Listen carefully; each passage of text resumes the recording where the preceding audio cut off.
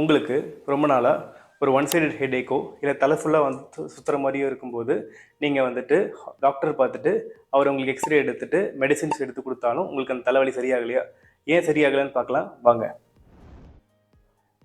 சர்விகோஜெனிக் headache அப்படின்னா என்ன அப்படின்னா, அந்த தலை சுத்தலோ இல்லை தலைவலியோ வந்துட்டு கழுத்தை சுற்றி இருக்கிற மசில்ஸ்னாலேயோ இல்லை வந்து அங்கே இருக்க எலும்புகள்னாலேயோ வந்துச்சுன்னா அதை நம்ம சர்விகோஜெனிக் ஹெட்டேக் அப்படின்னு சொல்லுவோம்.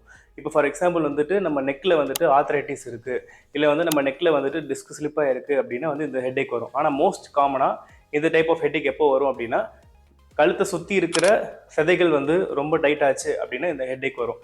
என்ன காரணம் அப்படின்னா, கழுத்தை சுற்றி இருக்க சதைகள் தான் நம்ம தலையை வந்து ஹோல்ட் பண்ணும்போது அது வந்து ரிப்பீட்டேட்டிவாக வந்து ஒரே பொசிஷனில் வந்து வச்சுட்டு இருக்கும்போது அதுக்கு வலி வரும்போது அந்த மாதிரி ஹெட்டேக் நம்ம வந்து ஃபீல் பண்ணுவோம். இப்போ ஃபார் எக்ஸாம்பிள் கழுத்தில் பார்த்தோம் அப்படின்னா இங்கே ஸ்டெர்னோகிராமாஸ்டாய்ட் அப்படின்னு ஒரு மசில்ஸ் இருக்கும்.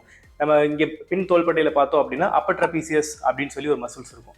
இந்த மசில்ஸில் ட்ரிகர் ஏற்பட்டாலும் அந்த ரெஃபர் பெயின் வந்து எப்படி இருக்கும்னா ஒன் சைட் ஹெட்டேக், அதாவது மைக்ரைன் சொல்லுவாங்க இல்லையா, அந்த மாதிரி ஒற்றை தலைவலி வர மாதிரி இருக்கும். ஆனால் அந்த மசில்ஸ் டைட்னஸ் ஆகிறதுனால தான் உங்களுக்கு அந்த ஒற்றை தலைவலி வந்து வர மாதிரி ஒரு சிம்டம் வரும்.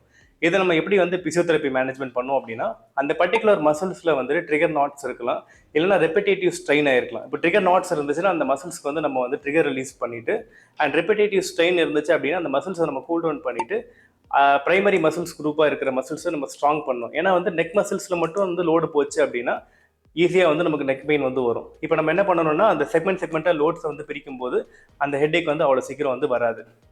ரொம்ப நேரம் ஒரே போஸ்டரில் உட்கார்றது, நெக்கை வந்து அந்தளவு மூவ்மெண்ட் கொடுக்காம ஒரே ஃபோக்கஸ்டாக இருக்கும்போது கண்டிப்பாக இந்த ஹெட்டேக் வர்றதுக்கான சான்சஸ் ரொம்ப அதிகம். நீங்கள் என்ன வந்து பண்ணணும் அப்படின்னா, ஒரு 30 மினிட்ஸ் ஒரு 1 ஹவர் ஒன்ஸ் வந்துட்டு ஒர்க் பிளேஸில் வந்து எழுந்திரிச்சு கொஞ்சம் சின்ன வாக்கிங் மாதிரியோ இல்லை ஃப்ரெஷ் ஏர் வாங்கிட்டு வாங்க.